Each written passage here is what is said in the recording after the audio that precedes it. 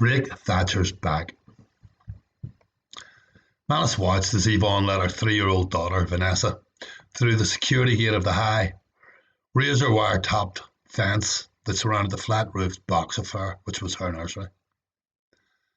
From the bulletproof door, Vanessa waved goodbye and blew an innocent 3-year-old kiss. Manus pursed his lips and raised his cup to Vanessa. He took a gulp from his cup. It contained tequila and made him shudder as he swallowed. "Well, are you going with me?" Yvonne asked as she got back in the car and slammed the door so hard the old Mini near fell apart. Yvonne was going to the dentist and wanted Manus to go with her. "Yeah," answered Manus. She was not one to say no to. She had sharp features, like all the softness had been chiselled away. It matched her personality. They drove along the River Lagan embankment, on one side of which, spotted with clumps of flowering daffodils and early bluebells, stood the green, grassy slopes of the Ormo Park.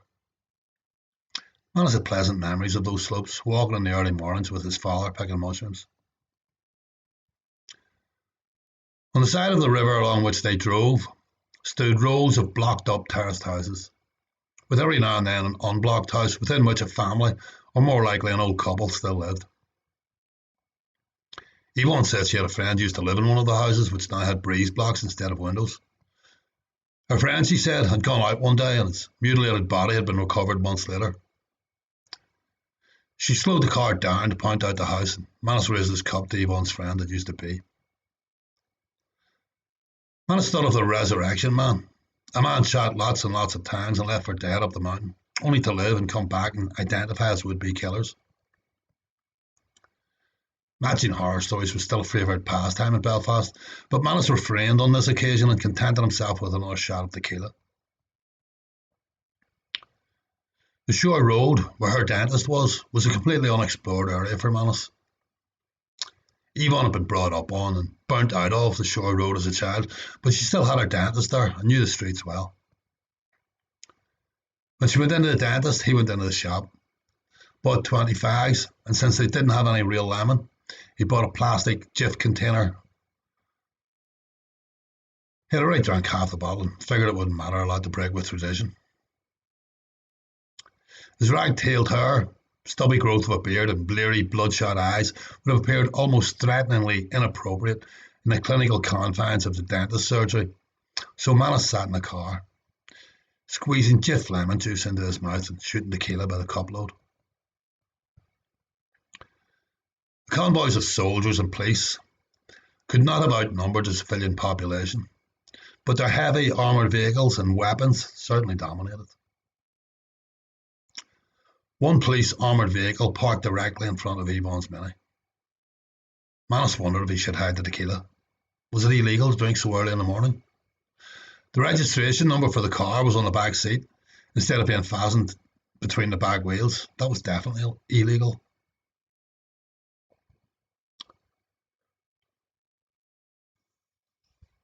Two flak-jacketed uniforms with machine guns got out and went into the shop.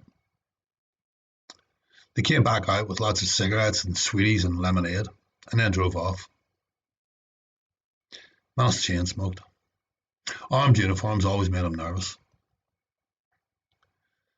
By the time she came out of the dentist, he had drunk most of the bottle and felt ready and capable to face the grey, dismal day. Her mouth was frozen and looked ridiculous when she tried to smile. She looked even sillier when she tried to smoke a cigarette. They stopped at the lights, directly behind a police vehicle which had its back doors open.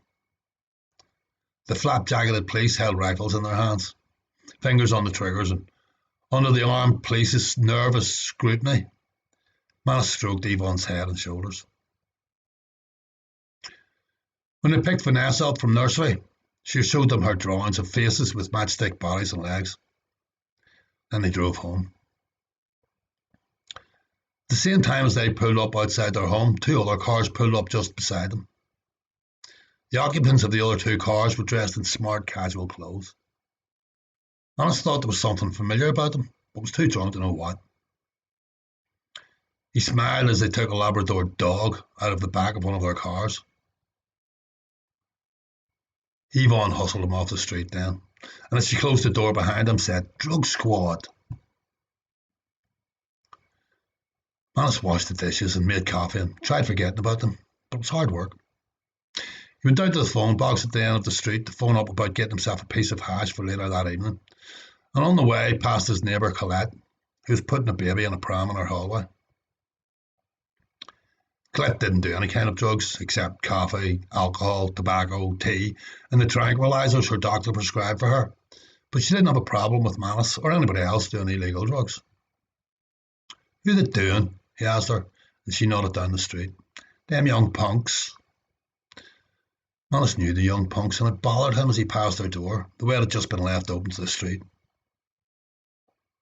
He made his phone call up to A-Town and was told that he could score a quarter ounce of good African bush for 20 quid. It was a bit expensive, but good African bush was good, and he would make his way up for it later. As he walked back past the young punk's house, it bothered him again the way the police had just left the door open. Like people didn't have the right to private living accommodation. It just bothered Manus. Back in Yvonne's, she made lunch and pointed out that there was nothing anyone could do, but on finishing lunch, Manus said he was going down to give Cluck, one of the young punks, some moral support. Yvonne laughed at his madness, clutched Vanessa closer to her side and smiled encouragement. And totally unaware of how he was acting under the influence of tequila, off he went, down the street, straight through Cluck's wide open front door and into the living room. Cluck was the only one still standing. The others sat obediently round the walls as the police ransacked the house. Taking it all in, Manus winked at Cluck, and Cluck, surprised and pleased, smiled back. "All right, Cluck, scum get anything?" "Nah, they," started Cluck, but the scum were on Manus like a shot. Manus was light as a feather and went down in the corner on top of two young ones, with two cops on top of him. His only defence possible was to keep a close hold of the cops to prevent them from getting a good swing at him. The police were more stunned than anything else. So was everyone. Manus maintained himself throughout the searching questions with polite insolence. It was like the police just didn't know how to handle him. He put a record on by the Clash before pulling off his real triumph, which was to turn and walk out of the living room, as though he had every right to come and go as he pleased, unhindered. "See you later, Cluck. Don't let the bastards grind you down." And no one stopped him as he walked back out the door. Later in the day, coming back down the Falls Road, stoned free, Manus looked at the bright, well-painted pictures on the gable walls of the houses. The pictures depicted the struggle of the Irish people as seen through the eyes of the nationalist movement. But Manus wasn't into nationalism, and the graffiti that appealed to him most was crudely scrawled in big letters along the wall of the Falls Park. It said, "Break Thatcher's back."